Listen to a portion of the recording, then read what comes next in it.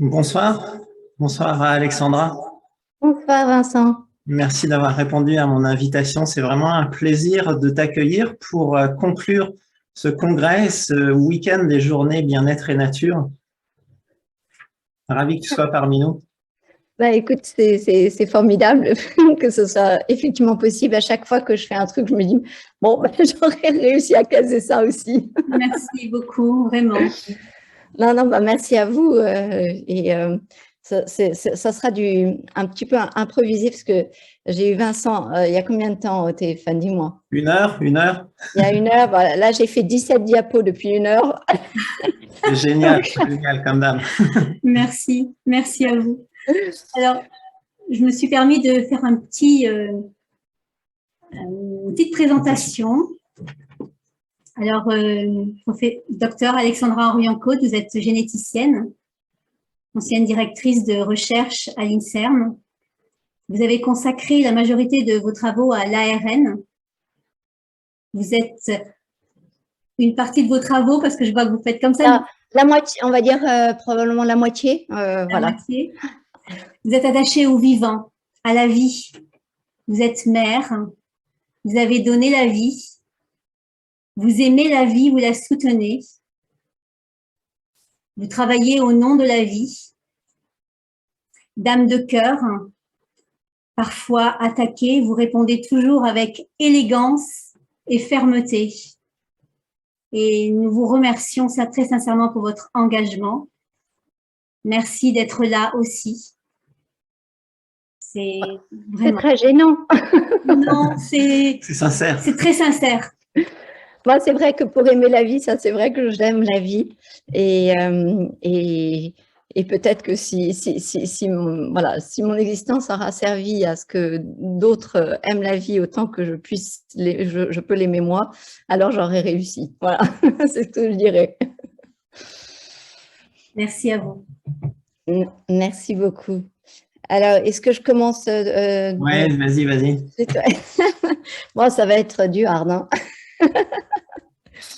Alors, je vais partager. Voilà. Donc, d'abord, merci beaucoup pour cette introduction qui est hyper touchante, effectivement.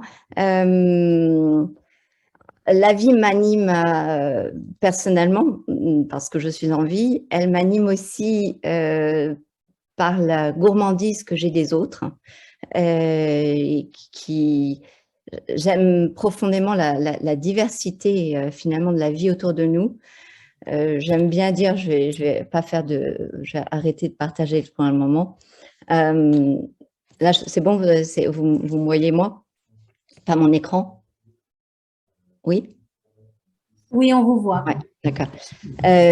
Donc, je disais que ma gourmandise de la vie, d'autrui, de ce qui m'entoure, je l'ai non seulement dans la rencontre de l'autre, et ça, je pense que ma formation de généticienne m'a fortement aidée en cela, parce qu'effectivement, quand on se rend compte de la magie qu'est l'individualité génétique, que finalement, à chaque fois que je rencontre quelqu'un, j'ai toujours la pensée de me dire, mais mon Dieu, mais j'ai la chance de rencontrer cette personne, elle est totalement unique, il n'y en a pas deux dans le monde, ni aujourd'hui, ni dans toute l'histoire de l'humanité, il n'y en a jamais eu une comme elle.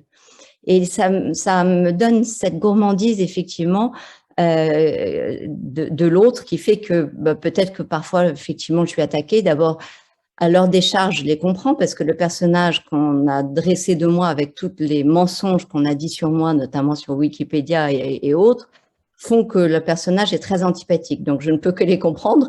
Moi-même, à leur place, je ne m'aimerais pas du tout. Donc, j'ai beaucoup de facilité à comprendre cela. Mais du coup, moi, quand je les vois, même s'ils m'attaquent, je vois la chance que j'ai de les rencontrer. Et je crois vraiment que cette dimension de ma formation finalement professionnelle m'a beaucoup aidée à accueillir cette rencontre de l'autre comme une chance. Et puis, mon jeu préféré à l'île Maurice, c'était le week-end d'aller nager dans la mer et en 1 mètre de brasse, de compter le nombre d'espèces que je rencontrais de poissons. Alors, c'était des poissons flûtes qui ont vraiment la forme d'une flûte. Et c'était des poissons clowns, c'était des poissons à forme plus extraordinaires les uns que les autres, de tailles très différentes. Il y avait même les baleines qui venaient éduquer leurs petits parce que c'est des eaux un peu chaudes et du coup, c'était voilà, l'endroit qu'elles choisissaient pour élever leurs petits. Et ça, vous voyez, tout ça, en fait, c'est des odes à la vie sous toutes ses formes. Et je disais à Vincent que si j'ai une chose qui me requinque régulièrement, c'est quand j'ai la chance de croiser un oiseau aussi ou de l'entendre, parce que à chaque fois, je me dis, mais s'il y arrive, vu ses petites pattes malaisées et qui ont l'air de bâtons, franchement, ils ont l'air de rien, ces oiseaux. Et puis avec leur bec, là, leur petit bec, je ne vois pas ce qu'ils peuvent faire. Ils sont complètement inadaptés à la vie, surtout les tout petits. Et puis, on voit qu'ils passent l'hiver et qu'ils y arrivent. Alors, à chaque fois, c'est à la fois source d'étonnement, de me dire, ben, si eux, ils y arrivent, alors moi, pourvu comme je suis, avec tous mes doigts, avec mes jambes, avec ma mobilité, avec mon cerveau, mon intelligence, avec les autres hommes, l'intelligence des autres, bah, franchement, je vais y arriver, quoi. Donc, du coup, il y a cette double dimension qui est à la fois d'être émerveillée par eux et à la fois d'avoir l'espoir pour moi-même de la journée qui s'offre à moi, de me dire, bon, bah, il y a aucun doute, on va y arriver. Donc, voilà, c'est ce que je voulais dire en introduction et c'est pour cela que je suis ravie d'être avec vous, Nathalie, Vincent et tous les autres que je ne vais pas nommer, parce que c'est une chance.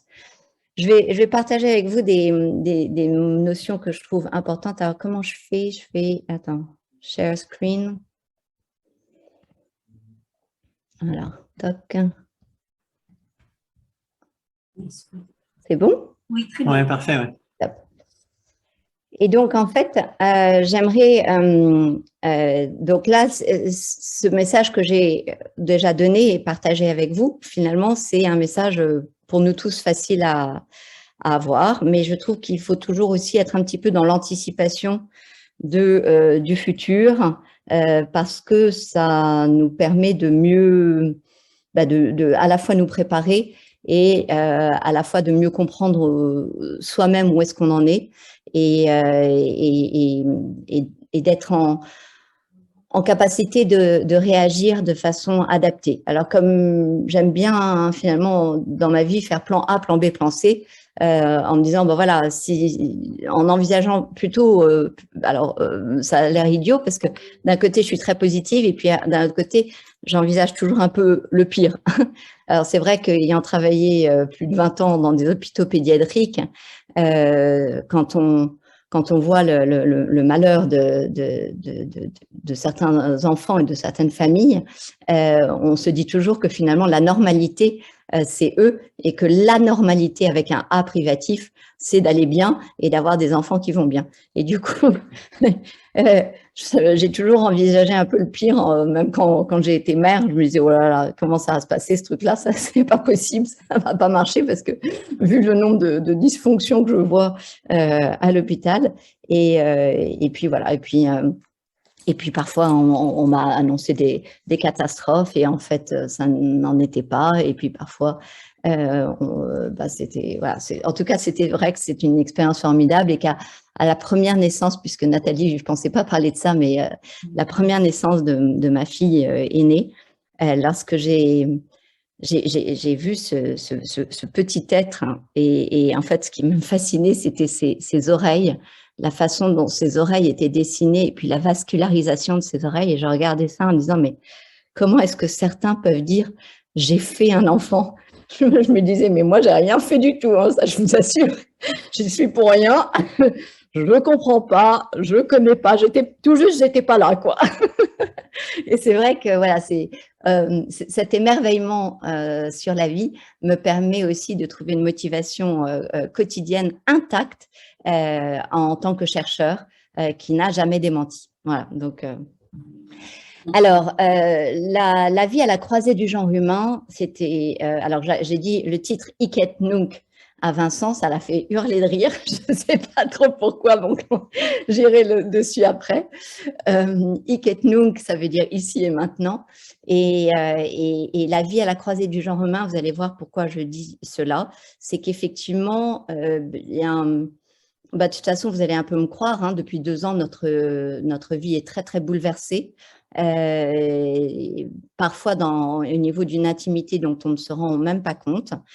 Par exemple, si on est injecté de l'ARN, il y a quand même une intimité de recevoir un message au sein de nos cellules comme faisant partie de nos cellules, donc contrairement aux autres vaccinations. Et donc, c'est quand même très, très intéressant parce qu'on est vraiment dans ce qu'on appelle de l'augmentation. Et qui dit augmentation dit transhumanisme. Donc, on augmente l'être humain à lui donner la capacité de produire une protéine de virus qu'il n'était pas capable, alors qu'un vaccin, c'était la rencontre d'un vaccin, par exemple, un virus atténué, qui permettait d'activer le système immunitaire. Mais il n'y avait pas cette côté probablement pérenne. En tout cas, je n'ai toujours pas vu de publication qui documente la dégradation, la disparition de cet ARN messager.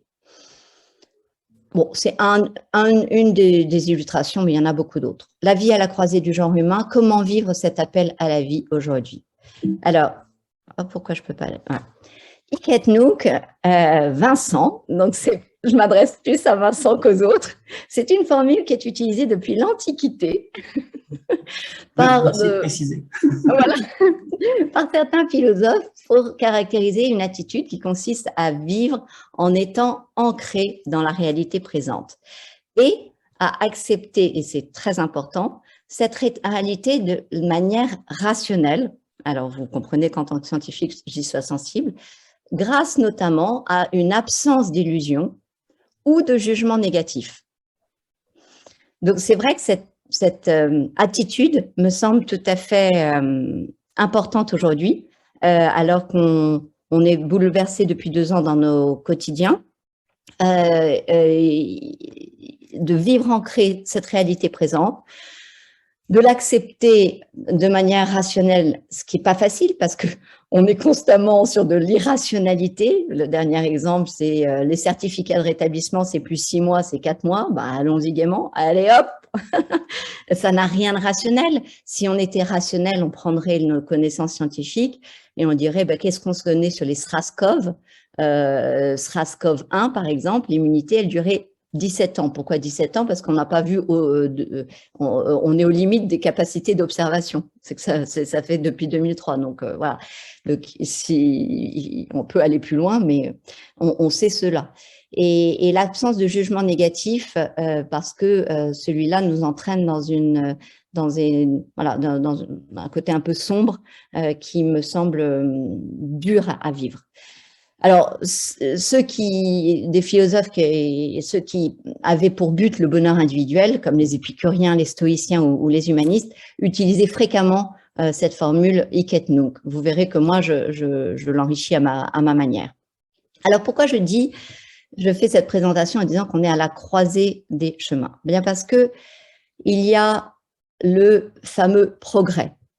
Alors, je ne vais pas m'appesantir sur cette dimension de progrès, mais je dirais quand même juste que progressus, ça vient du latin, décidément, et rassurez-vous, hein, j'ai arrêté le latin en seconde et j'étais nulle.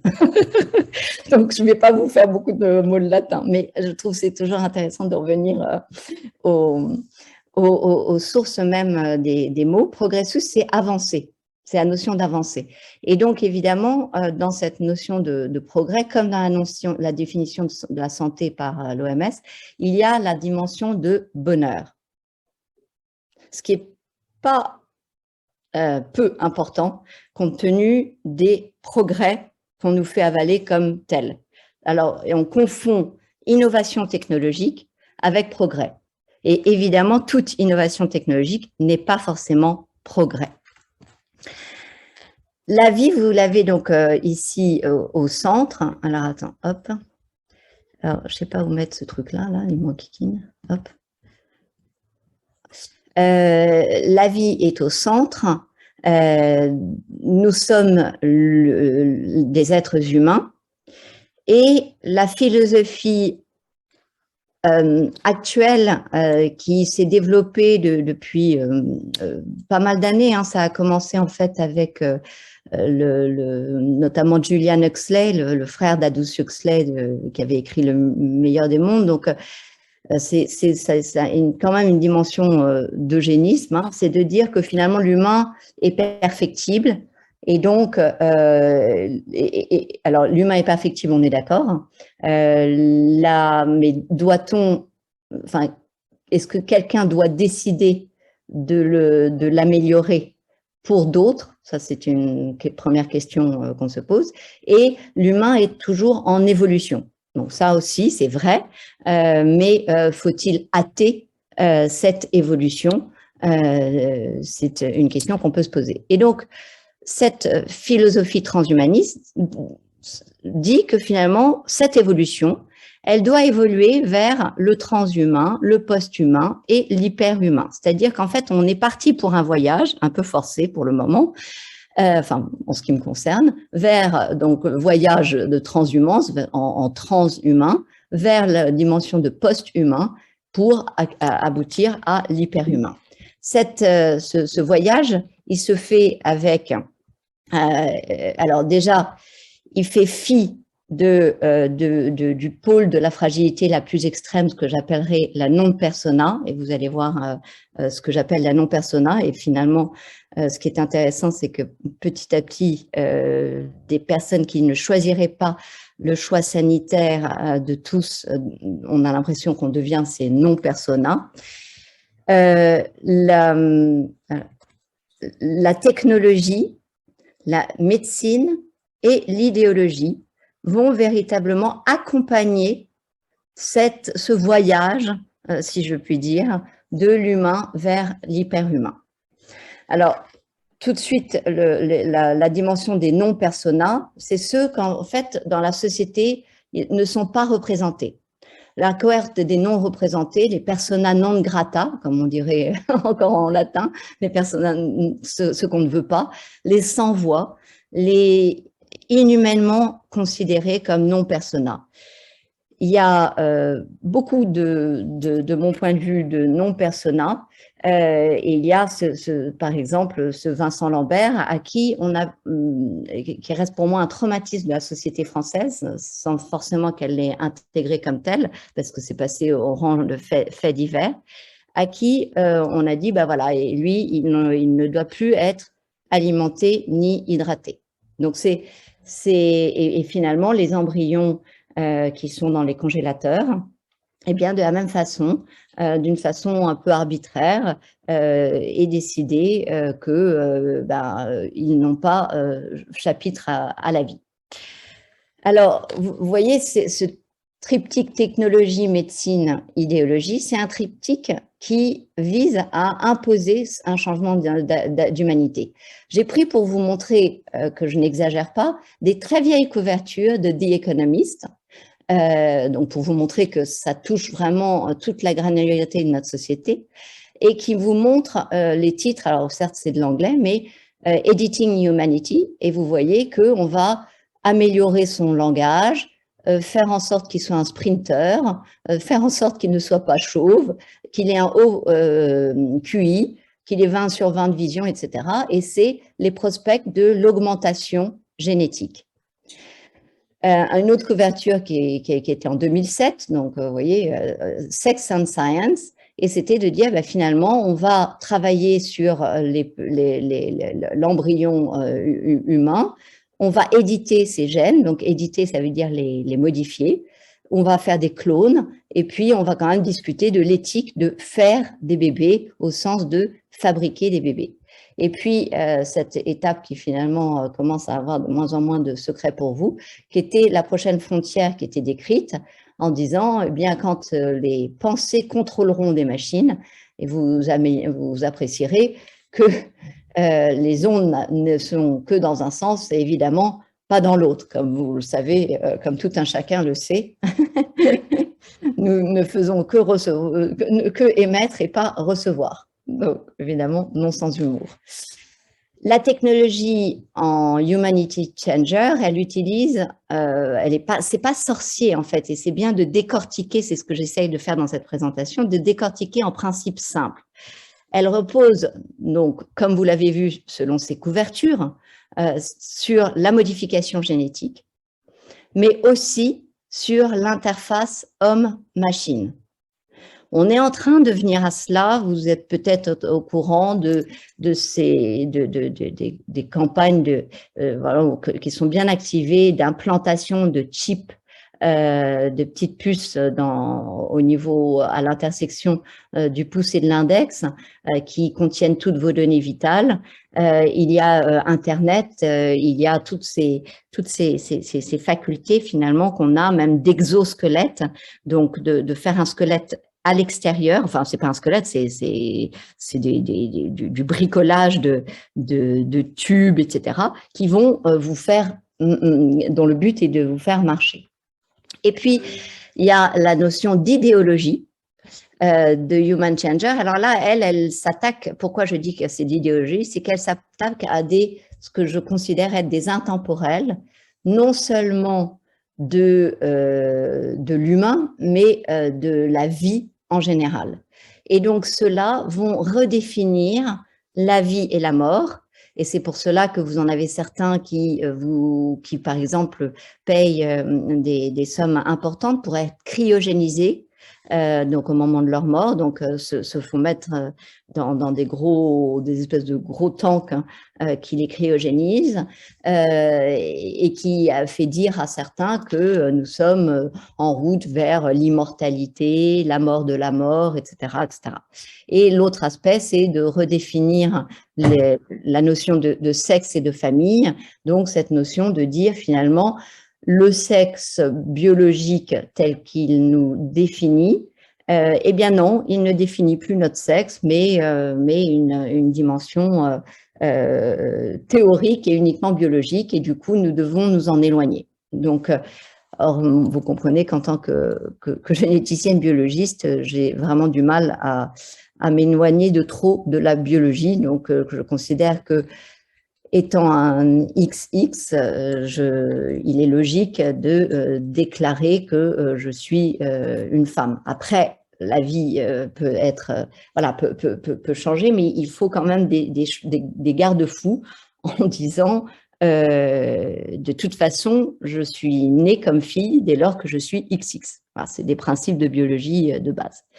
La deuxième partie, c'est les dilemmes.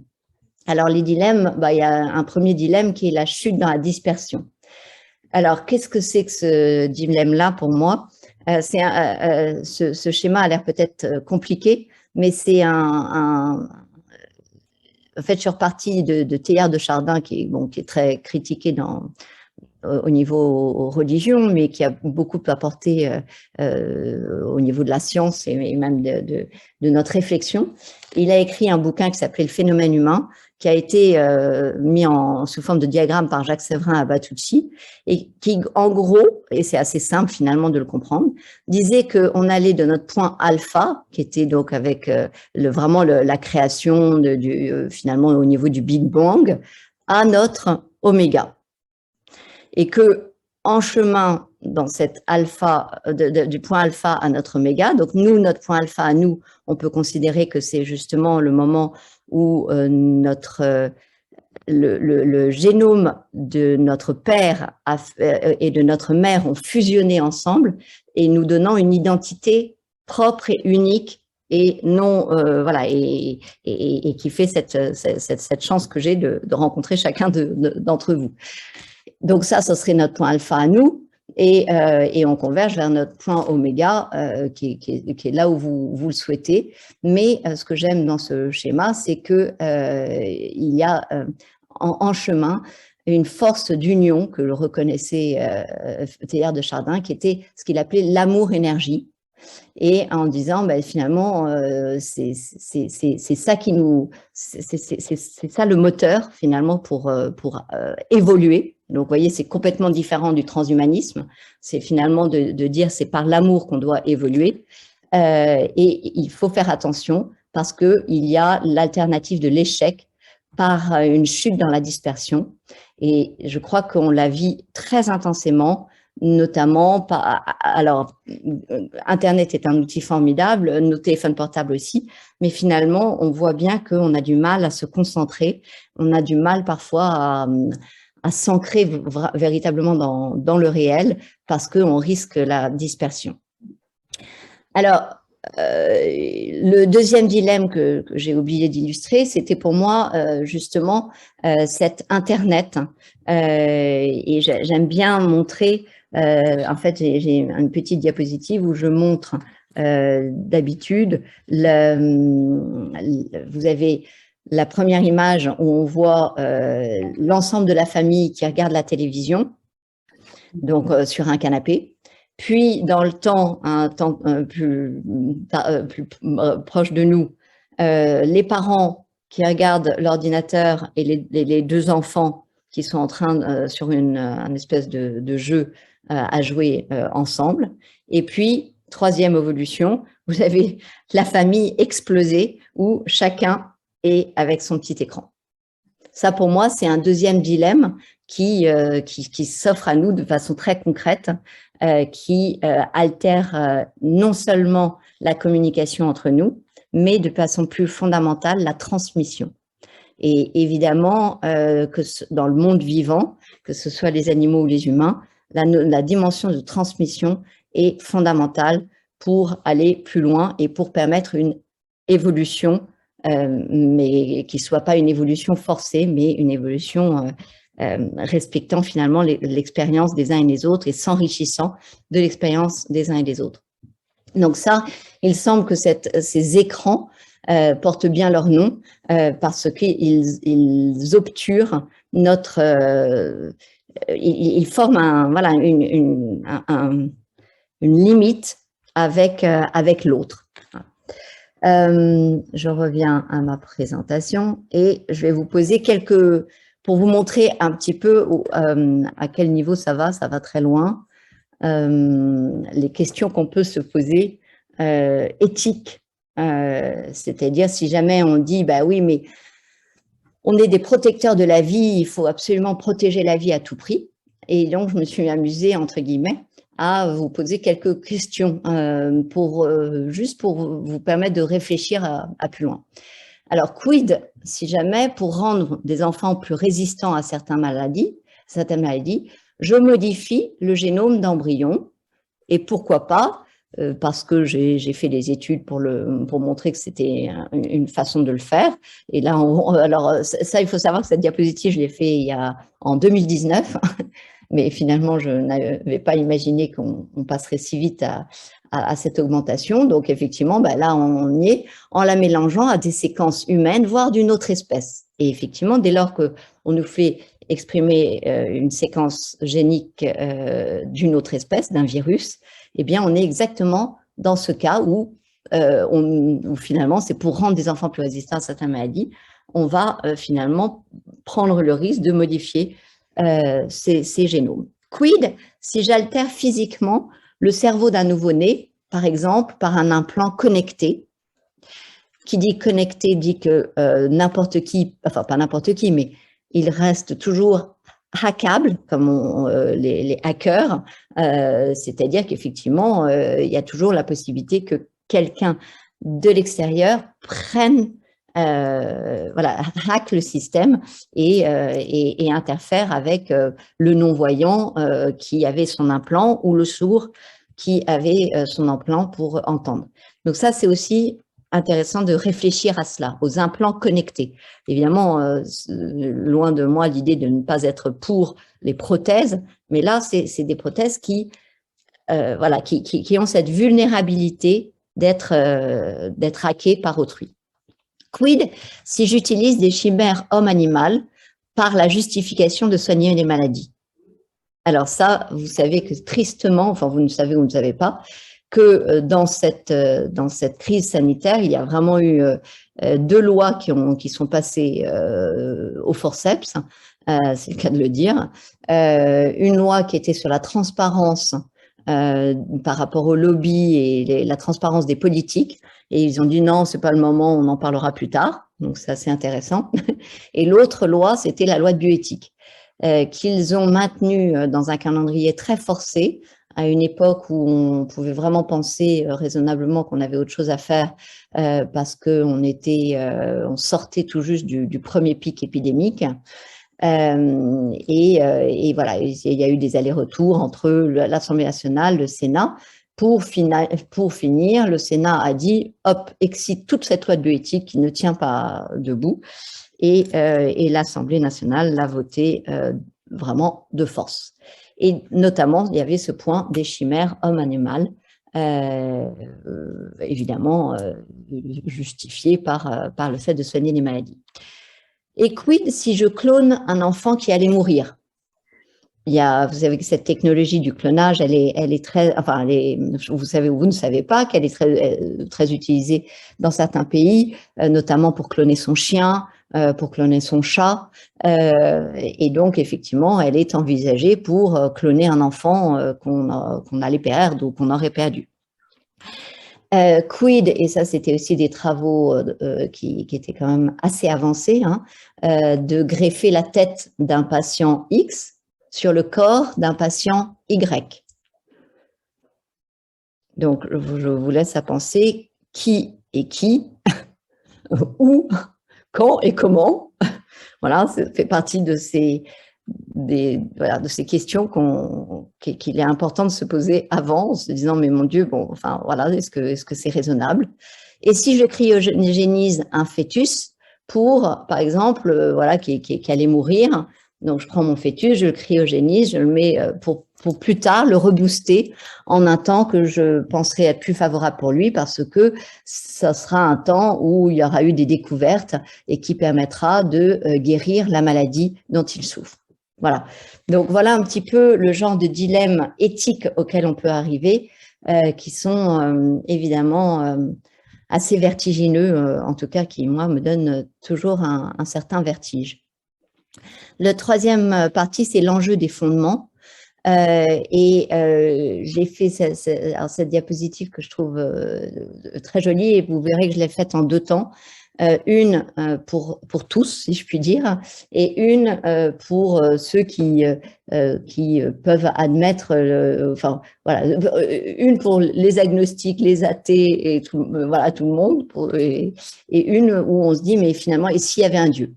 Alors, reconnaître la beauté de toute vie humaine, pour moi, c'est considérer que tout individu humain, vous l'avez compris, finalement, un individu, qui dit individu, dit individualité génétique, c'est-à-dire un être distinct de tous ceux qu'on a pu voir et qui ont pu exister sur cette terre, est une personne humaine. Et ce lieu de rencontre où vous voyez, je vais vous faire un petit cours de biologie parce que c'est tellement joli. La rencontre d'un spermatozoïde avec un ovule, elle ne se fait pas complètement au hasard. Il y a une publication, je pense qu'il y a à peu près 2-3 ans, qui montrait que l'ovule choisissait le spermatozoïde qui rentrerait. Donc, il y avait comme un phénomène d'acceptance, d'acceptation, de choix sur un spermatozoïde. Parfois, il y en a effectivement 2, mais rarement, et que ça répondait à un processus biologique. La deuxième chose, c'est que quand le noyau du spermatozoïde rentre dans l'ovule, il est ridiculement petit par rapport au noyau de l'ovule. Sauf que va s'en suivre une espèce de temps, et pendant ce temps, pour moi, tout cela, ça n'est pas un embryon, hein, qu'on soit bien clair, parce que ça n'est pas une personne humaine, c'est juste un embryon, un œuf, pardon, excusez-moi, dans lequel il y a un spermatozoïde, un patrimoine génétique du père et un patrimoine génétique de la mère. Mais tant qu'ils n'ont pas fusionné, il n'y a pas l'individu.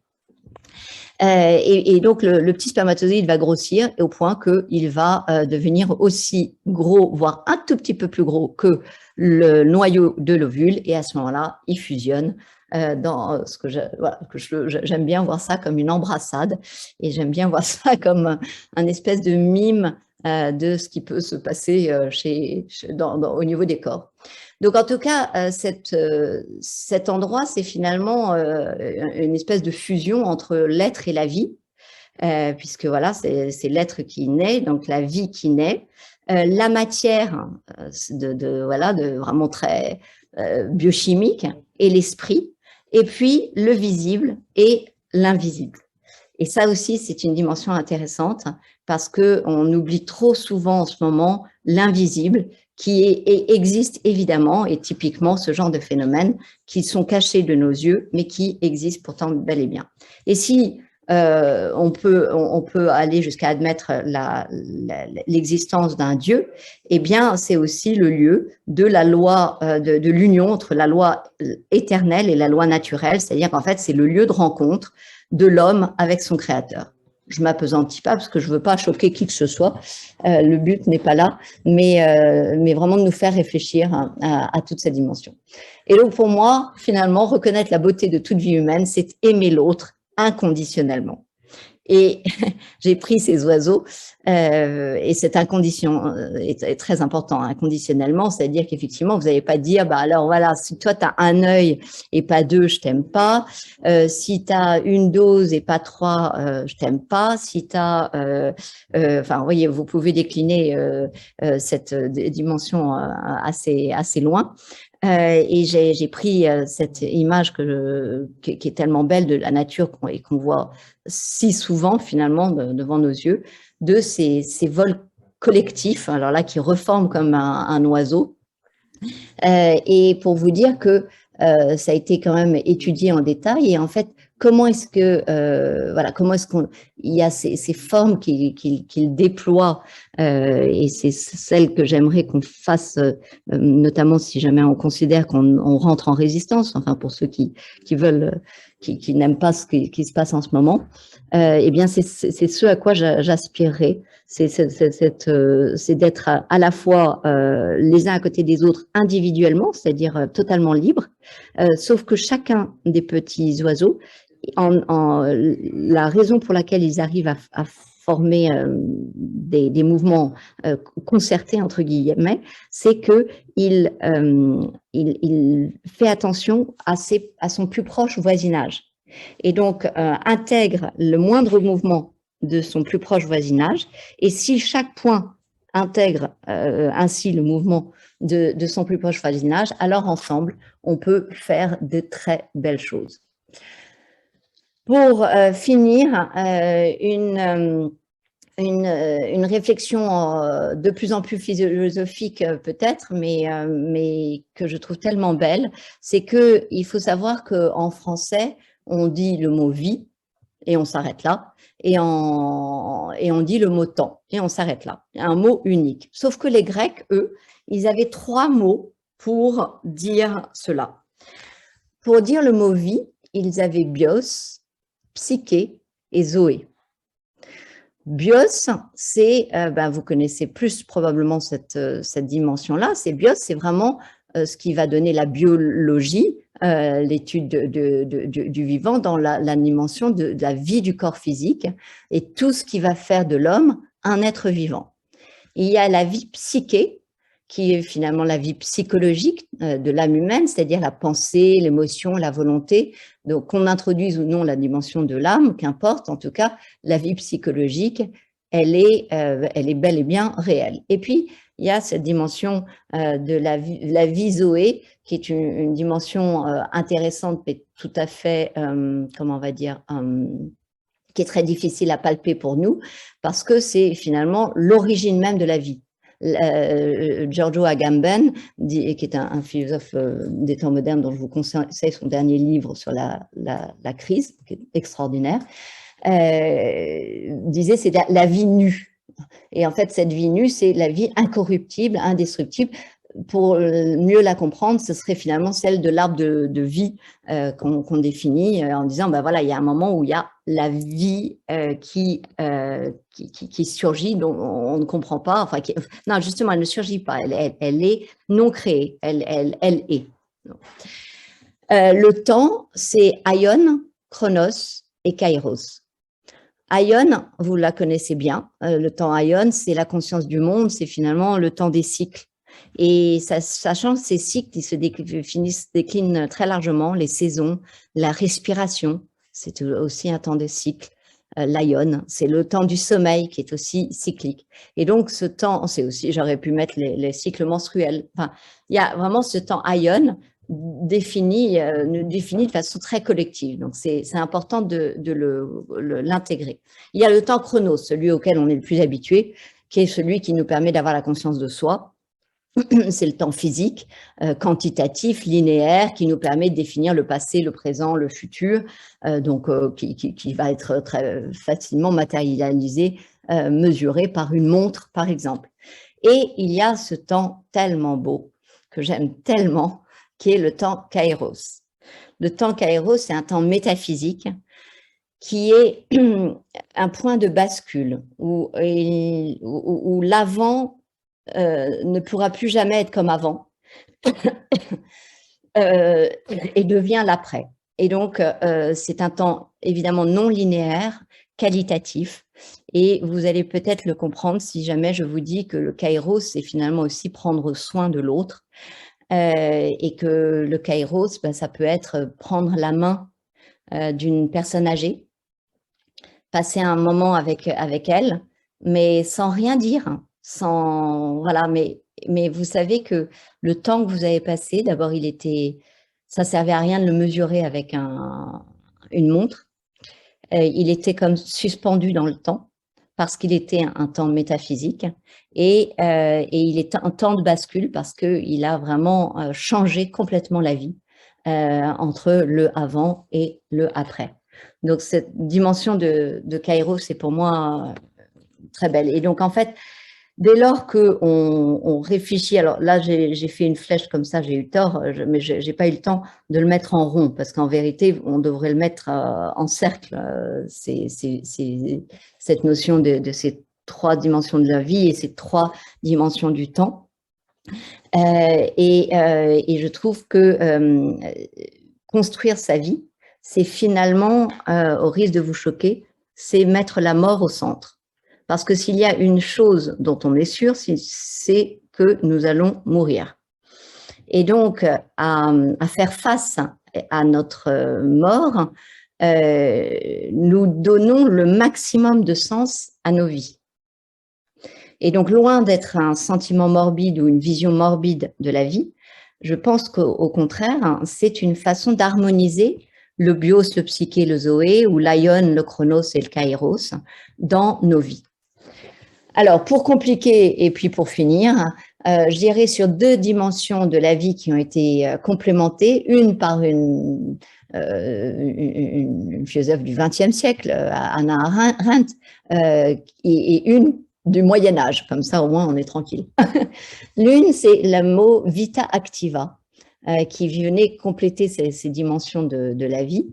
Et Hannah Arendt dit que finalement, il faut mettre ce mot vita activa pour montrer qu'il y a une dimension qui assure la permanence et la durabilité des 2 premières. Oups, alors là, si j'ai plus de batterie, petite pause technique. Excusez-moi, voilà. Ce serait fâcheux, quoi. Voilà, et qui est l'œuvre. Et ça c'est vrai que l'art a un petit peu disparu depuis 2 ans. En plus, maintenant, ceux qui ne sont plus des citoyens n'ont même plus le droit de profiter des musées, donc c'est compliqué. Mais cette œuvre, elle est vraiment, pour moi, intéressante parce qu'elle nous met aussi cette notion de vita activa en lien, au-delà de hic et nunc, entre les générations. Il y a la dimension de viriditas, par Hildegard de Bingen, viridité en français, qui introduit la notion de puissance de vie. J'adore cette dimension, cette puissance, et effectivement, elle dit que finalement la vie a non seulement des niveaux, par exemple, elle peut être végétale, animale, humain, et elle a une intensité différente selon la capacité de chacun à la recevoir. Et ça, on le voit vraiment tout autour de nous. On voit cette viridité différente d'un individu à l'autre, qui n'est jamais reproductible entre les individus, je trouve, et qui finalement va dépendre aussi du moment, parce qu'il y a des moments où on a une basse intensité parce qu'on n'est pas trop capable de recevoir cette viridité, cette puissance. Et donc, réfléchir à cette dimension de viriditas nous permet de rester vigilants sur les niveaux de fuel, qu'ils soient minéraux, d'alimentation, de contact avec autrui, etc., de relation avec la nature, très fondamentale. Elle rajoute que finalement la vie doit circuler. J'aime aussi beaucoup cette dimension. Alors évidemment, on peut penser que c'est la circulation de génération en génération, mais non, elle reste plutôt même au niveau d'une génération. Elle dit, mais l'hygiène de vie consiste à permettre à cette vie d'animer l'être en absorbant ce qui lui est utile et en éliminant ce qui nuit à tous les niveaux, Et cette femme du Moyen-Âge, quand on parle de l'obscurantisme du Moyen-Âge, avait compris que quand on devait faire circuler cette vie, il était important de se préoccuper de notre vie physique, donc le bios finalement, de notre vie psychique, notre psyché, ou de notre vie spirituelle, notre Zoé. Et que quand on a quelque chose qui ne va pas à un endroit, on est comme altéré et notre hygiène de vie, nous devons avoir cette conscience de bien faire le ménage et de bien faire circuler. Avec cette dernière idée que je trouve très intéressante et comme moteur et comme garde-fou dans notre vie à bien prendre soin de nous et des autres, je vous exprime toute ma gratitude. Et Dieu sait que ce sentiment aussi de gratitude est, à mon avis, fondamental dans l'hygiène de vie. Elle est source de grande grâce, et dire merci, tu n'aurais pas dû, tu ne devais pas, tu ne devrais pas. Tous ces petits mots changent complètement la vie. Et donc, ce petit garçon que vous voyez, c'était moi qui vous remerciais de m'avoir écouté. Voilà. Merci. Merci beaucoup. Merci beaucoup, Alexandra. Vous avez un petit peu résumé tout ce que nous avons vécu pendant ces 2 jours. Cool. Et c'est absolument incroyable, puisque beaucoup de ce que vous avez dit, nos conférenciers et ce que nous avons vécu étaient là. Et c'est vraiment extraordinaire. Merci. Merci. Ouais, toujours aussi riche et pertinent et documenté. Et le titre, finalement, était vraiment pertinent. Mais au moment où je l'ai reçu, en fait, j'ai repensé à ce petit oiseau dont on discutait justement en travaillant sur le contenu. Et je me suis dit, mais finalement, quelle est la limite entre toutes ces questions on se pose, notre condition d'être humain, et ce petit oiseau? Si finalement on reste, nous, humains, dans cette ici et maintenant, où sont les problématiques que n'a pas ce petit oiseau? C'est à chacun d'y répondre au moment qu'il vit avec toute la richesse de l'expérience qu'il est en train de traverser. Il y a une chose que je n'ai pas dite suffisamment à mon avis, c'est qu'on est des grands traumatisés, on est des polytraumatisés, tous autant qu'on est depuis 2 ans. Je crois que, alors, de temps en temps, ça va, ça se voit pas trop. Et puis de temps en temps, ça sort. Et donc, il faut qu'on soit très indulgents les uns envers les autres, parce qu'il faut comprendre que les nerfs peuvent lâcher à être soumis à un régime qui n'a aucune tête et aucune rationalité. Et donc, moi, j'ai beaucoup de chance là-dedans, c'est la science. je peux vous dire que j'ai l'impression que je suis pas, enfin, j'ai l'impression que je suis pas trop devenue dingo parce que à chaque fois, je vais sur des articles scientifiques, là, je bouffe de l'article scientifique qui me donne une certaine forme de rationalité.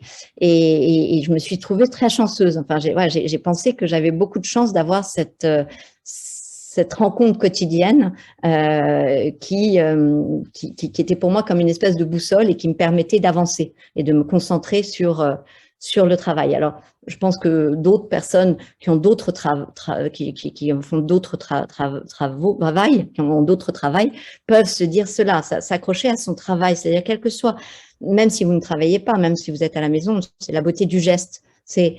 C'est comme si ce geste devait être éternel. Il y a quand même une dimension de comprendre que chaque geste est important, va avoir un impact absolument colossal sur les bactéries qui sont les nôtres, dans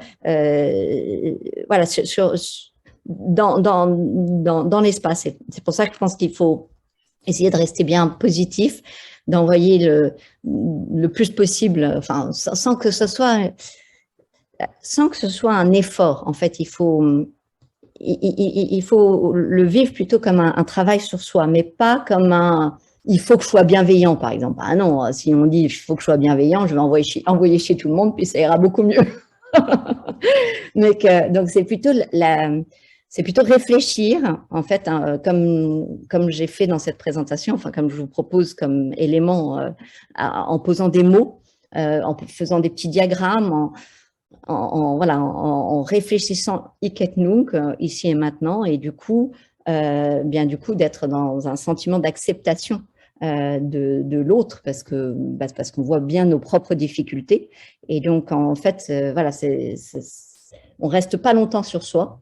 Quand on fait un travail sur soi, je trouve s'il y a la circulation de la vie, on reste pas longtemps, parce qu'on se rend bien compte que, autour de nous, il y a des besoins, il y a urgence et voilà. Donc, circulation de la vie. L'oiseau symbole de l'esprit libre. Ouais. Beaucoup de messages de remerciements, de gratitude. Je pense qu'on a un temps suffisant là pour un échange. Si certaines personnes veulent poser des questions, c'est avec plaisir. Sur ça ou sur autre chose, hein, d'ailleurs, hein, tant que je suis là. Vous avez la possibilité d'activer vos micros. Ah ben, tout le monde va être hyper timide. Hic-et-nunc, profitez de l'instant présent, ne soyez pas timide. Christiane, bonsoir. Oui, bonsoir. Moi, j'aimerais savoir, d'après votre avis, si l'espèce actuelle de nous, les humains, qui n'acceptons pas, si je puis dire, cette modification génétique, si je peux le dire comme ça, actuellement, va pouvoir résister et perdurer dans le temps. Alors, deux dimensions dans votre question. La première, la modification génétique. N'ayez pas de complexe lorsque vous parlez de modification génétique. Pourquoi? D'une part, parce que après ce Zoom, vous irez sur la page de Moderna et vous taperez Moderna Software of Life et vous irez sur la page. S'ils n'ont pas changé, hein, je pense qu'ils l'ont toujours, en tout cas la dernière fois que j'ai regardé, ils l'avaient toujours, sur la page d'accueil qui vous explique que c'est une technologie ARN messager, sont des technologies de software of life, donc de logiciel de la vie. Donc ils vont carrément loin, hein, et eux, ils mettent carrément, ils disent pas logiciel d'une maladie ou quelque chose comme ça, parce que jusqu'à présent les modifications génétiques que nous faisions, c'était cela, c'était que nous apportions en fait nous venions corriger le gène, mais nous n'apportions pas une information génétique à une personne saine. Donc, mettez-vous à l'aise par rapport à Moderna, comme ça, au moins c'est bon. Et puis, une autre façon de le faire, c'est de dire, mais vous prenez une tomate, vous prenez une seringue, dans la seringue, vous mettez de l'ARN d'un gène, donc finalement un gène de virus, par exemple. Vous le mettez dans une petite boule de graisse, vous mettez le tout dans la seringue, hop, vous injectez la tomate. Là, les petites boules de graisse vont venir fusionner avec les cellules de la tomate et vont apporter l'information génétique aux cellules, à quelques-unes des cellules de la tomate. À votre avis, comment cela s'appelle-t-il, cette tomate? Est-ce que ça n'est pas ce qu'on appelle un OGM, c'est-à-dire un organisme génétiquement modifié? Et donc, c'est très amusant parce que ça, je l'ai fait sur plein de gens. C'est-à-dire que ce qu'ils n'arrivaient pas à comprendre sur eux, je leur faisais comprendre sur une tomate. Sur une tomate, ils n'ont aucun problème. Vous ne verrez jamais quelqu'un qui vous dise « Ah non, ce n'est pas un OGM. Hein. » Ah bon, c'est quoi alors? Donc voilà, donc c'est mignon. Et le troisième niveau, je vous ai dit qu'il y avait 2 niveaux, mais il y a peut-être un troisième, qui est vraiment ce qu'on appelle l'épigénétique. C'est-à-dire qu'en fait, que l'ARN perdure ou pas, ne perdure pas, il a évidemment une influence comme tout ce que nous vivons. Et moi, j'aime bien l'expérience sur les petites souris, parce que dès que c'est sur les petites souris, c'est quand même plutôt moins biaisé que sur l'homme, de petites souris gestantes à qui, parallèlement à les stresser, à leur occasionner un grand stress, on faisait sniffer du menthol. Enfin, on les mettait dans une ambiance de menthol. Et donc, voilà, on donnait par exemple un petit coup électrique. Et donc, évidemment, on mesurait le stress de la souris gestante au cortisol, c'est-à-dire à une hormone de stress. Et donc, on voyait qu'elle était stressée. Là, elle met bas, on prend ces petits souriceaux et on fait bien contrôler tout cela. Des petits souriceaux consommés à une... Là, on ne va pas les électrifier, mais enfin les stresser. On va simplement les soumettre à une odeur de menthol. Et le groupe qu'on a soumis à l'odeur de menthol, on a mesuré son taux de stress, enfin ses hormones de stress, et elles étaient plus élevées que ses petites copines, enfin ses petits frères et sœurs plutôt, qui n'avaient pas sniffé le menthol. Donc, vous voyez comment ça, c'est ce qu'on appelle, voilà, c'est ce qu'on appelle des modifications épigénétiques. Et on ne peut plus dire aujourd'hui, compte tenu de notre connaissance de l'épigénétique, que la génétique, ça n'est que le noyau, parce que d'abord, il y a les mitochondries, qui sont ces petites centrales nucléaires qui ont leur propre génome, qui est bien, en plus d'une grande variabilité génétique. Et puis, il y a tout l'environnement. Et donc, au minimum, recevoir une information comme cela, ça va logiquement, parce que je ne vois pas comment le contraire serait possible, avoir une influence épigénétique. Maintenant, comment est-ce qu'on va... je pense que vous disiez résister. Enfin, c'était quoi ce que vous disiez? Non, en fait, je parlais je prends mon exemple, qui ne suis pas vaccinée, qui n'a pas l'intention de le faire. Est-ce que notre... Pardon, enfin, je... Vous n'êtes rien du tout. J'assume. Vous êtes une humaine. Voilà. Les autres aussi, d'ailleurs. Est-ce que cette race-là, si je puis dire, va résister et va pouvoir continuer dans les siècles, enfin les années plus tard, pouvoir toujours être présent? Alors, c'est une question sur laquelle vous savez, hélas à l'avance, que je n'ai pas la réponse. Parce que ce qu'il y a de beau dans l'humanité, c'est qu'on est embarqué dans un même navire et que ce que font nos voisins a un impact sur nous. Et donc, savoir quel va être l'impact de ce qu'on appelle des exosomes qui ont du spike ou autre sur nous, je ne le sais pas très bien. Savoir si finalement cet ARN donc cette capacité à produire du spike va être transmis de génération en génération, on imagine en tout cas pas à tous, mais peut-être à certains. Mais vous savez très bien que quand il y a une mutation génétique dans un isolat, pouf, ça prend des proportions importantes parce que finalement, cette mutation, elle se propage. Donc, du coup, ça, mine de rien, quand ça part d'un humain, ça fait des populations entières. Donc, vous dire comment est-ce que ça va nous impacter, cela, je ne le sais pas. Je sais qu'en revanche, et cette présentation avait pour but de vous le montrer, c'est que dès lors que sur une conception éthique, vous considérez que l'humain doit rester en évolution, mais une évolution, on va dire, naturelle, et que les progrès technologiques doivent être utilisés pourvu qu'ils contribuent au bonheur et non ne répondent pas à une idéologie de redéfinition des dimensions essentielles de la vie, du sexe, etc. Eh bien, nous sommes les garants, nous sommes le rempart à ces modifications. Et comme c'est très peu de personnes qui ont conscience de cette évolution, finalement, nous, dès lors qu'on le comprend, bien, on peut encore plus agir, peser de tout notre poids. Et souvenez-vous toujours que l'inversion des cours des choses a souvent tenu à un homme. J'aime bien, on va commencer par l'étudiant de la place Tiananmen, qui pourtant, son sort a été tout à fait tragique, j'imagine. En tout cas, on n'en a plus jamais entendu parler. Mais je pense qu'effectivement, il a influencé le cours des choses. Vous avez évidemment Gandhi, qui a influencé le cours des choses. Vous avez Nelson Mandela, qui a peut-être pas durablement, hélas, mais si, parce que je pense que tôt ou tard, son héritage va ressurgir.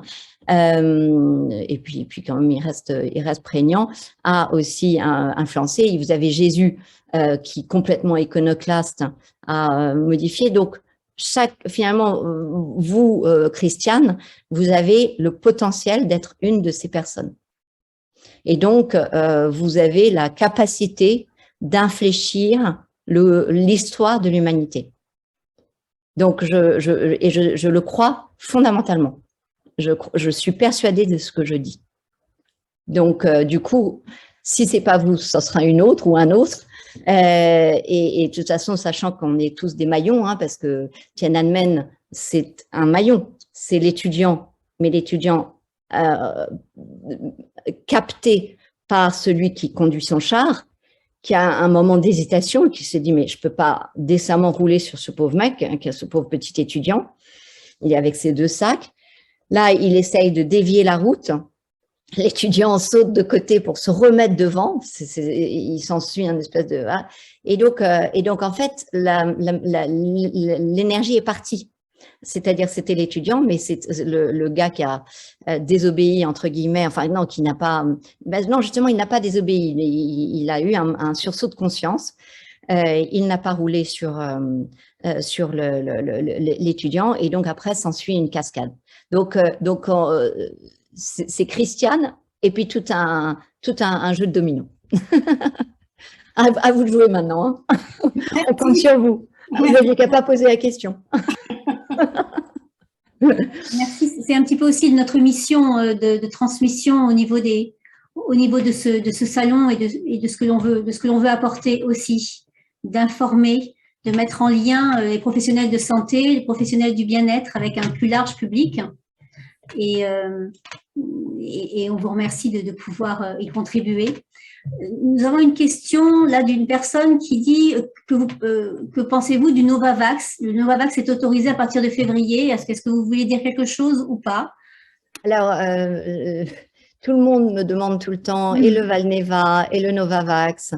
Au risque de me répéter, je n'ai jamais vu, et là ça devient de plus en plus pratique comme expérience, avant c'était dans la littérature, maintenant c'est dans les faits, je n'ai jamais vu de stratégie anti-coronavirus basée sur un vaccin qui fonctionne. Donc, si jamais le but est de nous protéger du coronavirus, force est de constater que ça ne marche pas.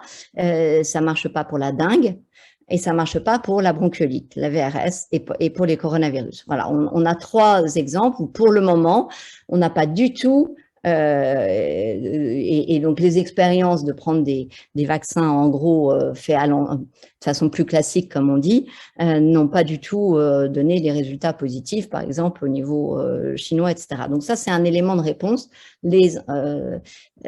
Peut-être que si il s'adressait juste à la muqueuse, mais tant qu'ils seront injectés, ça peut pas marcher. En plus sur Spike, comme ils sont tous quand même focalisés sur Spike, Novavax et Valneva aussi, même si c'est dans un cas un virus inactivé, il y a quand même cette dimension d'insister sur Spike, c'est voué à l'échec. Donc et puis de toute façon, il n'y a qu'à regarder leurs études pour comprendre que effectivement, ils avaient, je ne sais plus combien de réinfections par le coronavirus. Donc voilà, donc il n'y a rien de surprenant sous le soleil. De toute façon, allons dire que finalement, on a trouvé un vaccin génial. Je ne sais pas, bon, je ne crois pas ni au Novavax ni au Valneva, mais pourquoi pas. Vous avez quand même compris que dans 3 mois, bon, peut-être qu'on vous refait le même, mais que en toute logique, vu la dynamique de tous les achats et les commandes qui a lieu, vous êtes en sursis de prendre votre petit ARN comme tout le monde, et de préférence Pfizer, comme vous avez aussi remarqué. Donc, de toute façon, en fait, vous prenez votre ticket, et donc c'est reculer pour mieux sauter, sauf qu'en l'occurrence, c'est à mon avis c'est même pas reculer, c'est ça le problème, mais bon. Donc en fait, on n'est pas du tout sur une solution. La seule solution, pour le moment, c'est de traiter et de diffuser tous les moyens de traiter. J'espère que vous en avez parlé, parce qu'au niveau naturel, il y a plein de solutions. Voilà. Je peux prendre la parole, s'il vous plaît?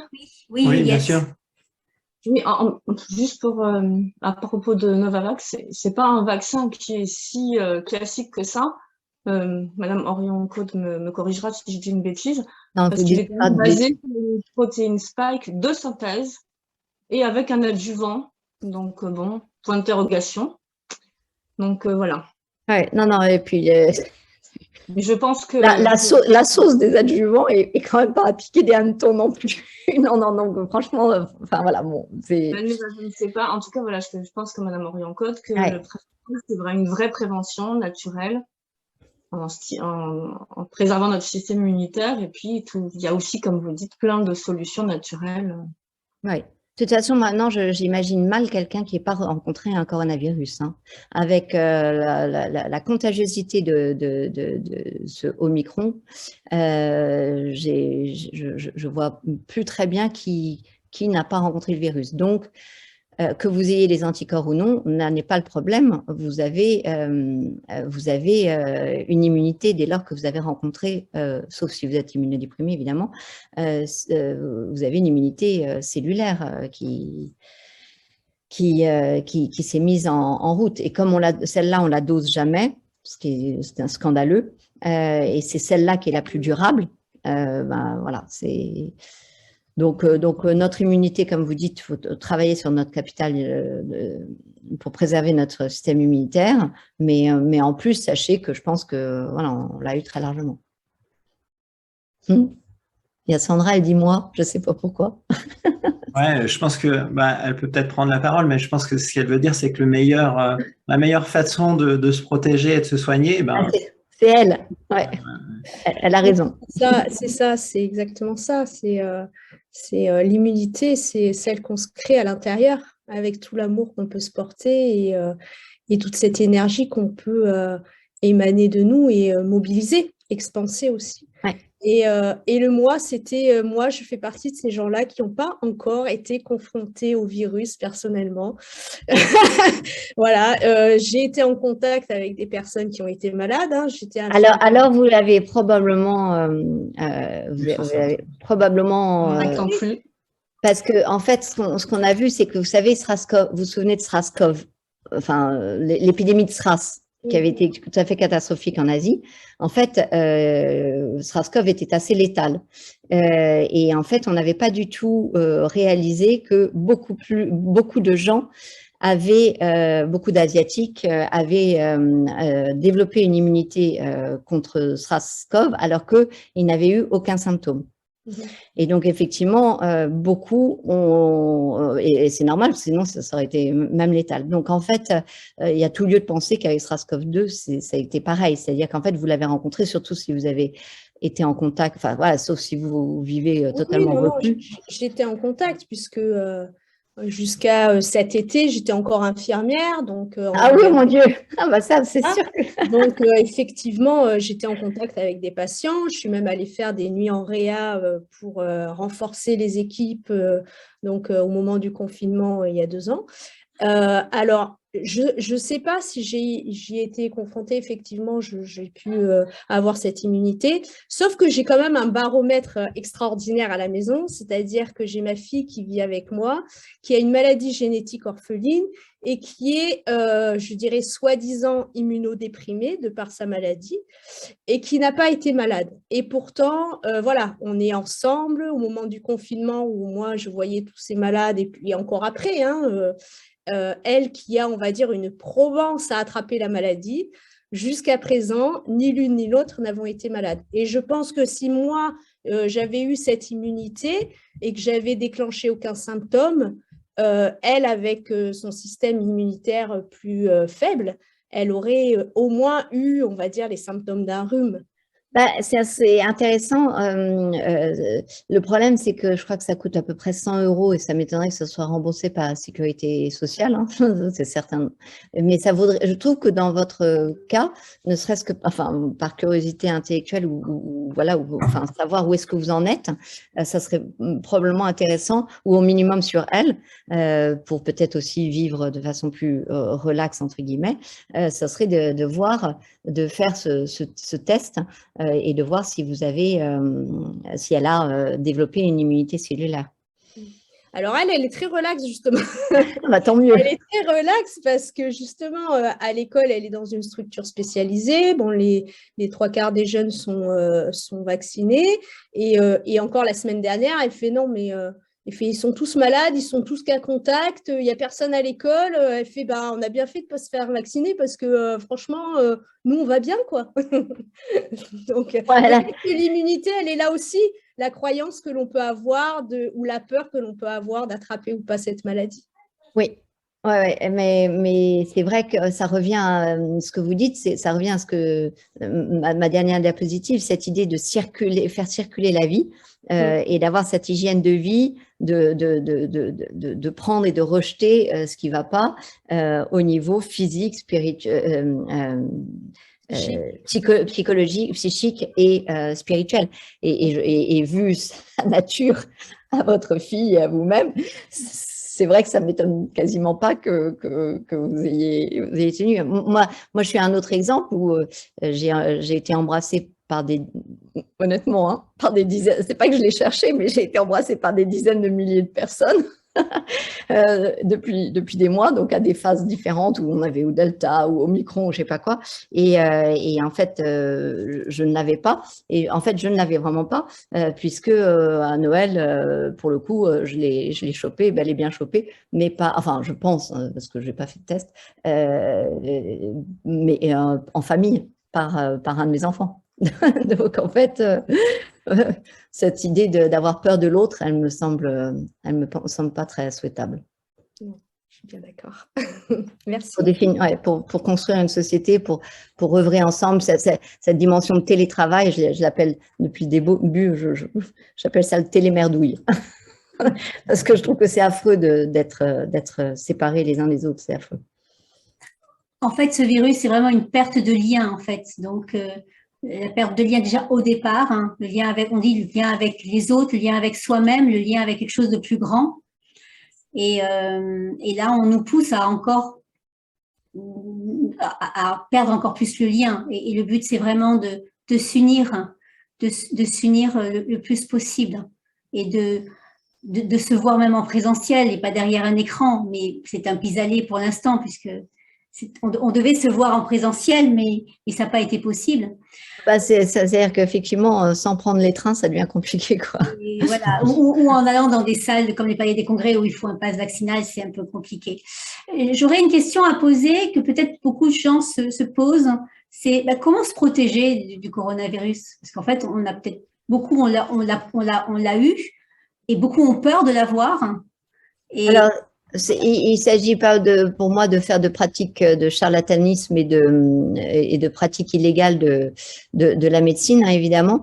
Donc je ne dirais qu'un un niveau scientifique, au niveau scientifique, quelles sont les publications qui ont apporté, à mon avis, beaucoup, c'est l'importance de la vitamine D en prévention.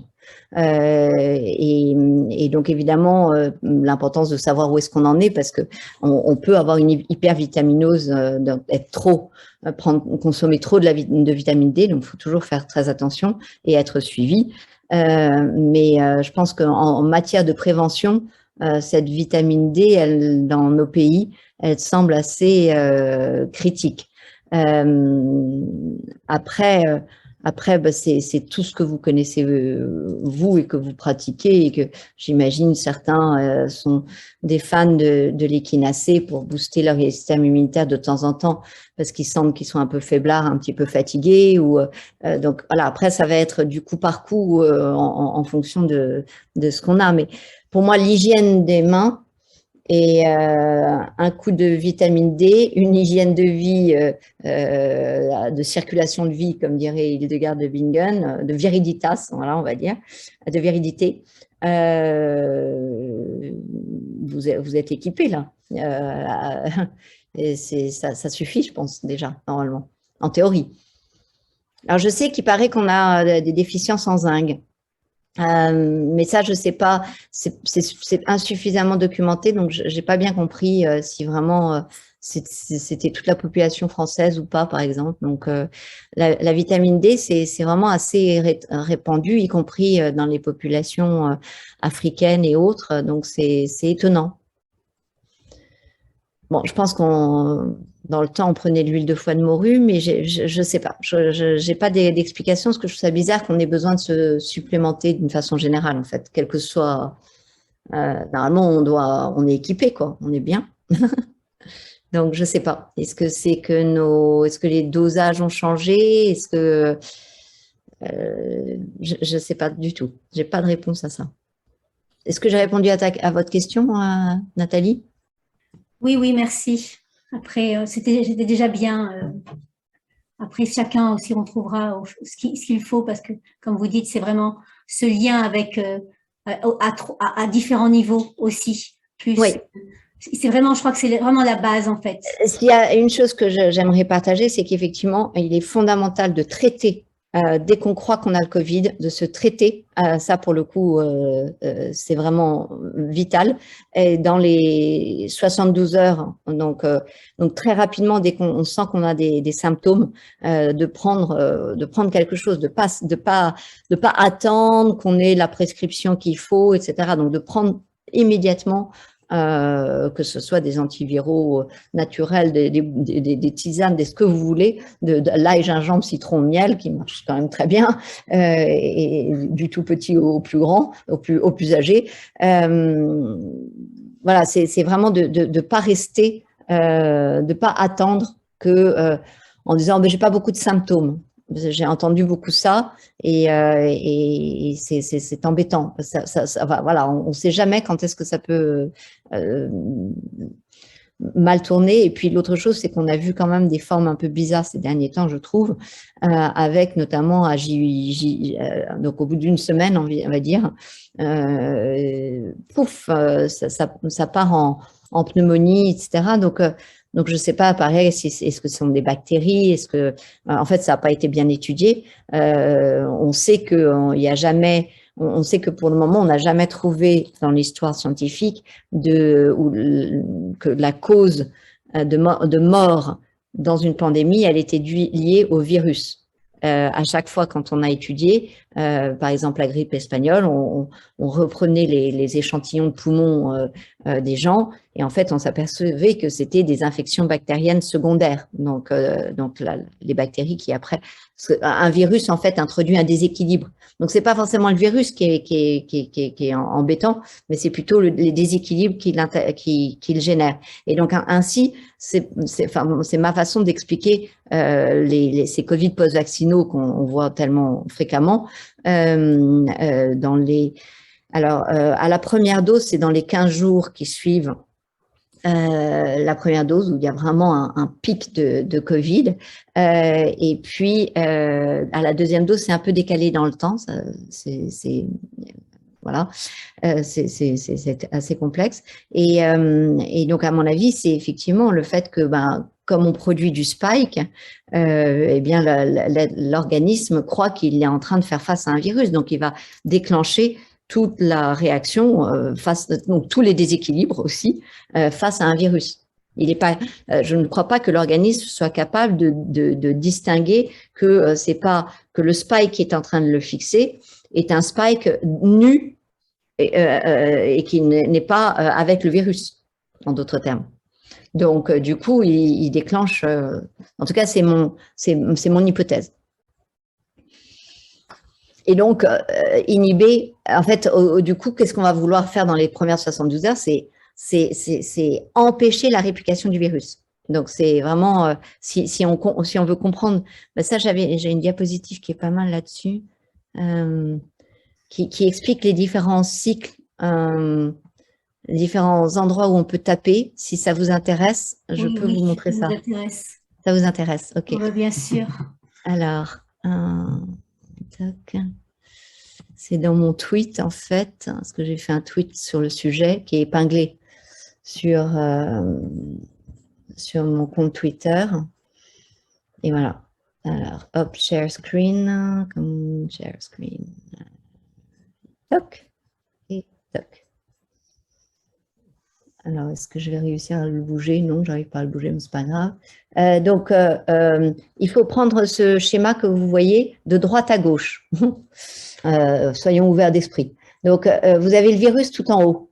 Vous avez d'une part, sur la moitié droite de la diapositive, tout ce qui va concerner la prévention, et sur la partie gauche de la diapositive, tout ce qui va concerner le traitement.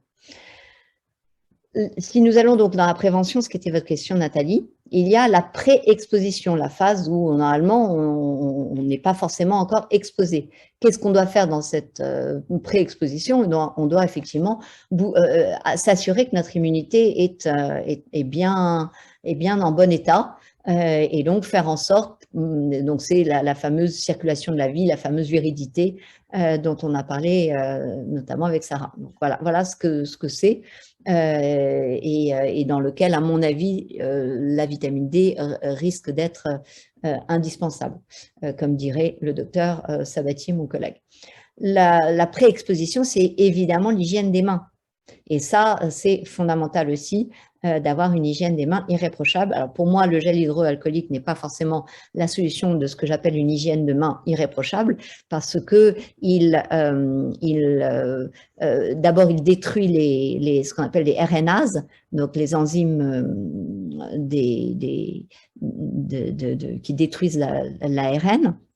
Et puis, il enlève la couche d'acide hyaluronique, cette couche naturelle qui est une barrière de protection très intéressante contre les virus. Donc voilà, avoir une hygiène de main, c'est pour ça que je crois qu'il parlait de l'aloe vera, etc. C'est vrai qu'il faut faire attention et veiller à cette hygiène de main. Après, vous avez la post-exposition, donc vous avez été exposé. Qu'est-ce qu'on va vouloir faire? On va vouloir bloquer l'entrée et la liaison du virus. Et donc, comme le virus, il a plein de portes d'entrée parce qu'il a plein de récepteurs, en fait, ça, c'est des petits récepteurs, vous voyez, il y a plein de façons de faire. C'est pour ça que vous voyez traîner dans probablement sur les sites de bien-être, etc. Chacun y va de sa solution, qui de la Nigel, qui du pissenlit, qui du Saint John Wort, là, oui, enfin, c'est pissenlit aussi. Enfin, voilà. Et donc, en fait, tout cela, c'est effectivement pour limiter, freiner la porte d'entrée. Et puis, vous avez après à gauche ce qu'on appelle le traitement. Donc là, vraiment, vous êtes malade. Et donc là, ce qui est intéressant, c'est de raisonner le traitement en deux boîtes. Le traitement qui concerne le virus, où on va défoncer le virus. Et comment on va le défoncer? En fait, on va empêcher sa réplication. Et ça, c'est les 72 heures critiques. Parce qu'après, une fois que le virus c'est trop répliqué, vous pouvez plus trop rien faire et rien n'aura trop d'effet.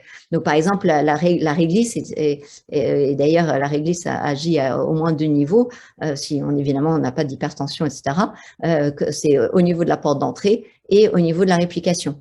Un autre agent qui joue sur cette étape, ça va être le zinc. Et donc, effectivement, prendre pas mal de zinc au début, ça semble quelque chose qui, d'après la littérature scientifique, semble logique. Donc, attaquer au niveau du virus, en bloquant à la fois sa réplication et en bloquant son entrée et sa liaison, et s'attaquer à notre organisme à nous, traiter notre organisme à différents niveaux, toujours l'expression de notre propre récepteur, au niveau des agents anticompléments et au niveau inflammation, immunorégulation. Donc voilà en fait ce qui vous permet de raisonner et de comprendre, parce que moi je trouve que quand on est soigné par un médecin, c'est toujours utile de comprendre à quelle phase on est et ce qu'on est en train de faire et pourquoi on le fait. Et c'est d'ailleurs ce que je reproche énormément dans cette crise, que j'ai détesté, c'est que, par exemple, dans la prévention, je crois que j'ai été la première avec une vidéo que j'avais donnée une interview que j'avais donnée à Pierre Barnerias, à expliquer que les symptômes du Covid, c'était plus que de la toux et de la toux sèche et de la fièvre. Et j'expliquais tout au niveau dermato, au niveau ophtalmo, tous les signes, etc. Quand on est en confinement, comment voulez-vous échapper essayer d'être dans un mode de prévention si on vous dit qu'en plus les symptômes sont extrêmement limités alors qu'ils sont beaucoup plus larges que cela. Vous voyez, ça fait partie des choses que pour moi, il y a dans la dimension de la médecine rate quelque chose qui est l'éducation. Et j'ai à cœur dans mon institut de recherche à Simplissima de travailler sur les deux volets, recherche et éducation, qui sont pour moi indissociables l'un de l'autre. Merci Alexandra. Merci pour ton Kairos. Mon Kairos, c'est bon. Hein. Ouais, ça fait du bien. Hein. Cette dimension, voilà, comprendre que parce que finalement, sinon le temps nous oppresse, nous opprime, nous stresse. Mais dès lors qu'on a ces trois mots grecs, je trouve que voilà, on prend plus on prend le pouls au bon endroit. Donc j'aurais juste encore une. Donc évidemment tout cela, ça n'est pas des traitements. J'ai rien dit, c'est pas des traitements. C'est vraiment, j'ai juste partagé au niveau scientifique. C'est vraiment important que je me mette pas dans une mauvaise situation. Tout est carré. Tout est carré et juste on nous éduque. On essaie de nous éduquer à porter un masque. Ah, ça c'est bon, ça. Alors, qu'est-ce que voilà, et donc on a entendu beaucoup de choses sur les masques. J'aurais dû le mettre pour la vidéo. Là, je suis désolée. On sait jamais. Je suis désolée. Et donc voilà, mais vous privilégiez les masques en tissu. Qu'est-ce que… Alors là, je vais à nouveau me rapporter à la connaissance scientifique sur le sujet. D'abord, j'aimerais dire que j'ai fait beaucoup de petites vidéos de 2 minutes. Enfin, j'en ai fait au moins 5. Qui dure 2 minutes, qui traite pas mal de sujets, genre j'ai pris ma 2e dose, est-ce que je prends ma 3e dose, le masque, ça fait 2 ans qu'on le porte, où est-ce qu'on en est, qu'en penser, etc. Donc, du coup, abonnez-vous à ma chaîne Odyssée parce que sur tout le reste, je suis immédiatement censurée. Et ma chaîne Odyssée, il faut aller sur la plateforme Odyssée que j'imagine que vous connaissez à peu près tous. Et il faut aller sur mon compte Alexandra Orion-Code. Donc, si vous pouvez mettre le lien d'Odyssée, je le connais pas par cœur pour la plateforme. Là, du coup, vous aurez les petites vidéos didactiques de 2 minutes qui permet quand même de passer pas mal de messages et vous verrez que c'est assez original. C'est-à-dire que c'est toujours documenté, sourcé, comme tout ce que je dis toujours. Et donc, on voit à la fois la source et voilà. Sur le masque, ce que nous avait dit l'OMS dès le début, en fait, c'est lui qui m'a fait ma revue de littérature, il disait les masques en tissu, c'est pas une bonne idée parce que effectivement, c'est source de contamination plus importante. Ça, c'est ce qu'on connaît des masques et que les hôpitaux qui avaient des masques en tissu en sortaient… C'est bon ? Oui, c'est bon. Sandra, on a Sandra parmi nous, tout va bien. Sandra, elle est au top, elle est au taquet là. Donc normalement, en théorie, disait que les masques en tissu étaient du coup dans un cadre hospitalier moins bon, car plus à risque d'infection que les masques en papier, enfin on va dire en papier, en plastique, moi j'appelle ça. Donc ça, c'est ce qui était dit par l'OMS. Après, il disait, et c'était assez intéressant, que d'un côté, les masques en tissu permettraient aux gens de faire du business et d'avoir une expression culturelle, et que c'était intéressant de garder des masques en tissu pour ça. Donc, vous voyez qu'on n'était pas du tout sur des dimensions d'hygiène, mais bon, qu'importe. C'est ce qu'il disait. Maintenant, la réalité, elle est un petit peu différente, parce qu'effectivement, c'était sur des ports de masques dans un cadre hospitalier. Donc, c'est pas 24, c'est pas à longueur de temps. C'est pas, je n'ai jamais vu de personnel hospitalier qui sorte du bloc et qui n'enlève pas son masque. Je n'ai jamais vu, mais peut-être que ça existe. Enfin, si maintenant ça existe, mais bon, normalement, donc en fait, on ne reste pas, même à l'hôpital, en permanence avec un masque. Et donc, dès lors qu'on est en permanence avec un masque, entre tissu et papier, vu le nombre de… Enfin, voilà, les petites fibres de plastique. Donc, ça, pareil, il y a des publications qui montrent effectivement, il y a quand même ce risque d'inhaler, enfin, pas ce risque, il existe, quoi, d'inhaler des petites nanoparticules de plastique en permanence dans nos poumons. Comment est-ce que nos poumons sont capables de faire le nettoyage? Moi j'en sais rien, hein. Moi, je connais bien le poumon parce que j'ai travaillé 10 ou 15 ans dessus. Enfin, je comprenais bien, parce que j'ai travaillé dessus, j'ai travaillé sur les petites cellules des alvéoles, donc en dessous des bronches, des bronchioles.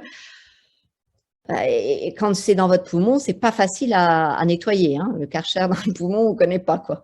Donc, savoir comment on va se débarrasser de tout ça, je ne le sais pas. Donc, le masque est évidemment au niveau hygiène stricte quelque chose qui n'est pas souhaitable. Et j'explique dans ma vidéo quand est-ce que je considère il peut être envisagé. Voilà. Ça, c'est au niveau hygiène. Après, il y a évidemment tous les aspects, du coup, puisque nous, on parle de la virilité, les aspects psychiques, spirituels, qui font que voir des gens masqués à longueur de temps, ça occasionne à longueur de temps des suicides d'enfants de très bas âge et d'adolescents qui, à mon avis, ne se seraient jamais suicidés en d'autres temps, si on n'avait pas tous ces masques en permanence. Voilà. Et je pense aussi qu'il y a des personnes âgées qui se sont vraiment fermées aussi à force de mettre le masque. Moi, j'ai vu sur ma propre mère, au moment où elle le mettait, elle devenait plus elle-même. Et il y avait comme une espèce de… C'est pas de la méchanceté, mais une raideur. Voilà, j'ai envie de dire une raideur d'âme qui je sais pas comment l'exprimer. Mais je trouve cela préoccupant. Ouais. Voilà pour le masque. Il est rhabillé pour l'hiver. Mettre un bonnet à la place. Ouais. Non, ou alors le mettre en serre-tête, c'est assez pratique. Si jamais un jour vous vous faites arrêter, alors maintenant on n'arrête plus pour ça, mais le port du masque, surtout mettez-le voilà, en serre-tête en disant que vous avez votre masque. Ah ben, il n'a jamais été dit comment on devait le mettre, le masque. Hein. Moi, je n'ai pas pris de cours, hein. On ne m'a pas appris à l'école. Donc, non, je pense que c'est important de jouer à l'idiot quand même. Hein. Et ça, je sais bien faire. Est-ce qu'il y a d'autres questions, d'autres partages? Oui, moi, j'ai envie de dire aussi que c'est important de ne pas tomber dans la peur et la psychose, puisqu'on sait que la peur, elle diminue, elle affaiblit le système immunitaire. Ça, c'est une de mes vidéos. Ouais, oui. Absolument. C'est ma première, d'ailleurs. On est d'accord.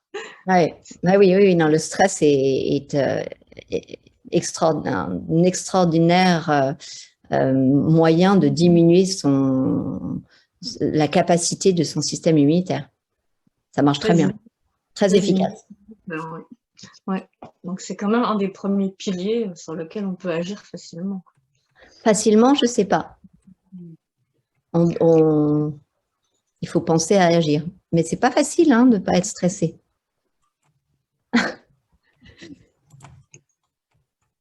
Je vais juste, si vous permettez, témoigner. En fait, j'ai le Covid en ce moment, depuis mardi. Donc, je suis isolée depuis mardi. Donc, là, ça se passe bien. Après, vous m'inquiétez un petit peu en me disant au bout de 8 jours, ça peut basculer. En fait, bon, moi, je ne suis pas vaccinée. J'ai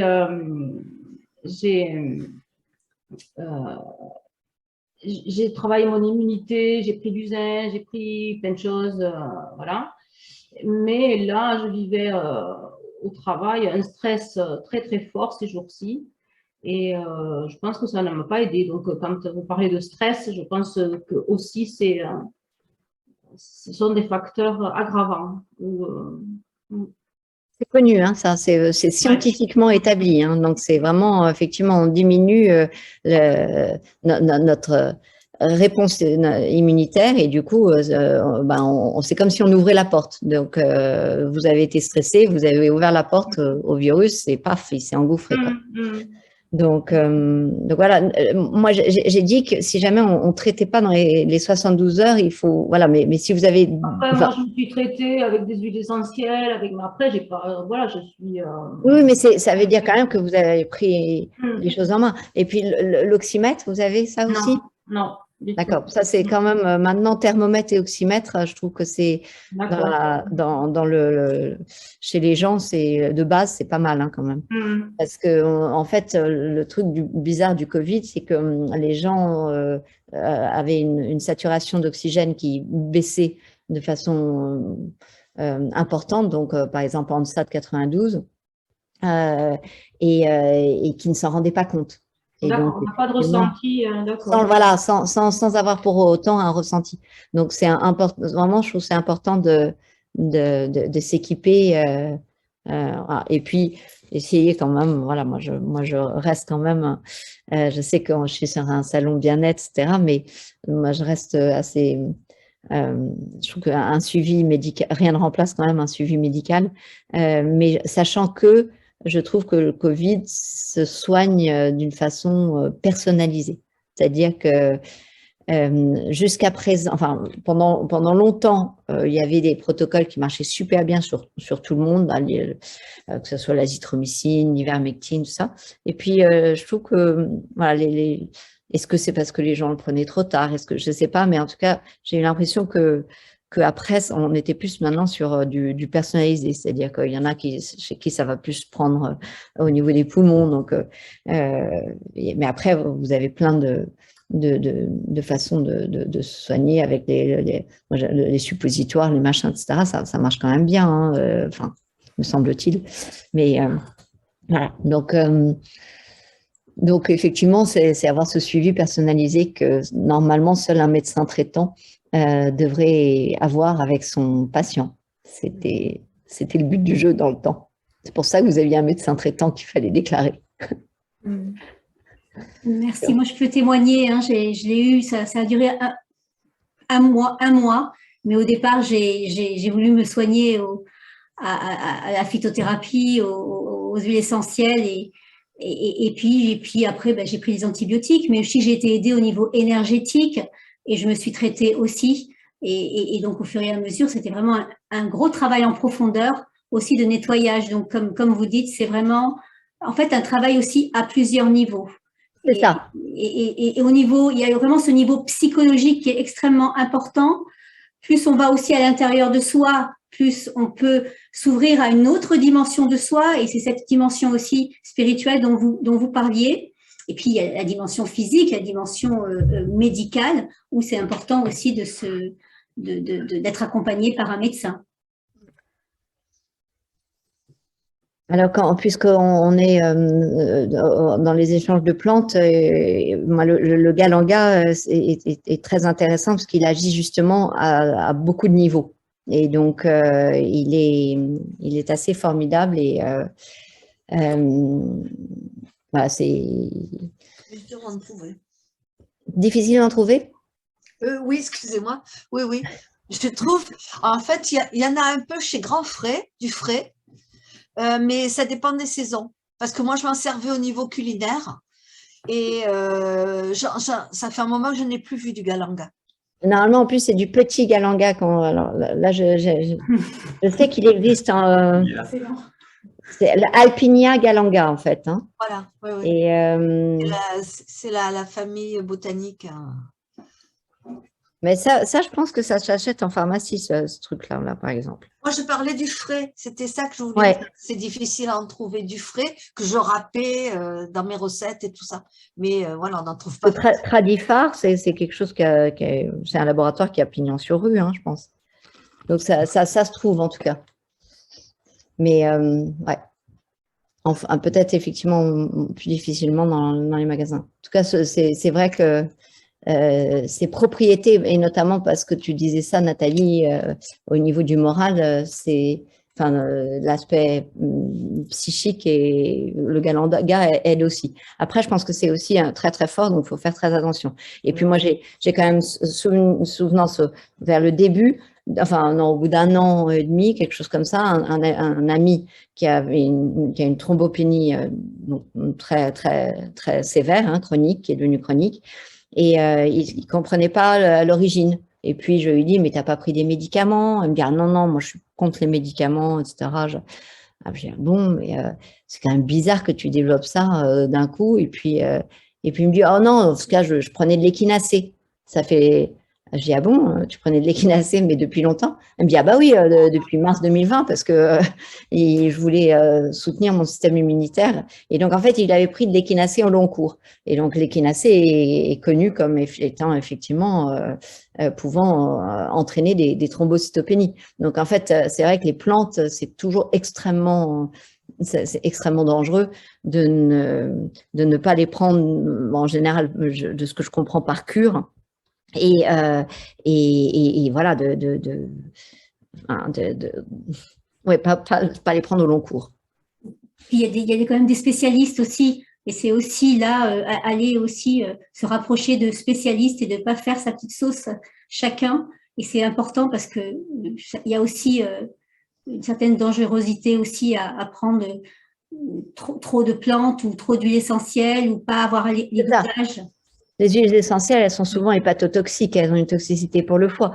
Donc, c'est vrai que… Mais le problème, Nathalie, de cela, c'est qu'en fait, depuis 2 ans, les gens ne savaient même plus à qui parler, donc se sont sentis très, très seuls. Et donc, en fait, alors que soi-disant, c'est quelque chose que le gouvernement combat, se sont très largement automédiqués. Parce qu'effectivement, ils étaient sans compréhension, sans connaissance, etc. Donc, c'est quand même dérangeant d'avoir ce système moderne qui vous force dans des innovations technologiques même pas attestées, avérées, c'est-à-dire ayant subi la batterie de tests permettant leur mise sur le marché, et à côté de ça, d'avoir plus de possibilités de discuter de tout ce dont on est en train de discuter. C'est quand même problématique. Merci. C'est la mission c'est notre mission, c'est de pouvoir informer le plus possible par rapport à ce que l'on vit en ce moment. Nous sommes engagés différemment à notre petit niveau avec le plus d'humilité possible. Et merci à des personnes comme vous de pouvoir intervenir. C'est vraiment important pour nous et nous vous remercions. Ouais. Merci encore, Alexandra, pour ta générosité, ta convivialité. C'est toujours un plaisir de t'écouter. Avant de laisser Nathalie conclure, moi je voulais rajouter aussi quelque chose.